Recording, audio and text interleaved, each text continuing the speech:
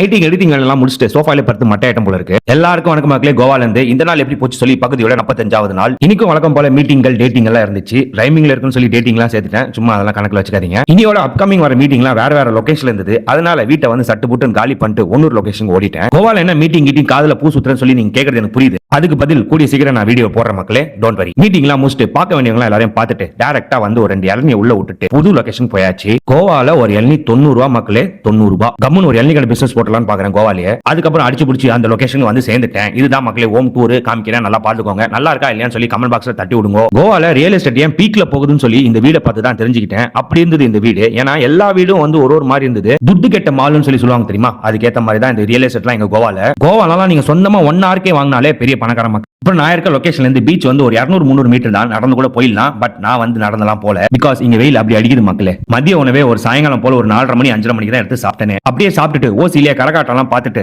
Climate ஒரு மந்தமா இருந்துச்சு. பார்த்தா மழை அடிக்கும்னு பார்த்தேன், இல்ல. ஆனா சூரியன் தான் மூஞ்சில வச்சு சொல்லி வர கிளைமேட் கூட மூட் ஸ்விங்ஸ்ல தான் ஓடுது. அங்கேருந்து கிளம்பி சூப்பர் மார்க்கெட் போயிட்டு சில பல பொருட்கள் வாங்கலாம்னு பார்த்தேன். இவன் தான் மாட்டினான் என் கண்ணில் எடுத்தோன்னே. ஏன்னா மென்ஸ் ஆர் வெரி சிம்பிள் மக்களே, சிம்பிள். வீட்டுக்கு வந்துட்டு பால்கள் நின்று ஒரு வாட்ச் அவன் விட்டுட்டு இதோ உனக்கு ஜீரா ரைஸ், கொஞ்சம் சிக்கன் கறி, அதுக்கப்புறம் முட்டை சாப்பிட்டுட்டு மட்டை ஐட்டம் மக்களே. நாளை பார்க்கலாம். போக்கஸ் ஆடுங்க. மிக்க நன்றி.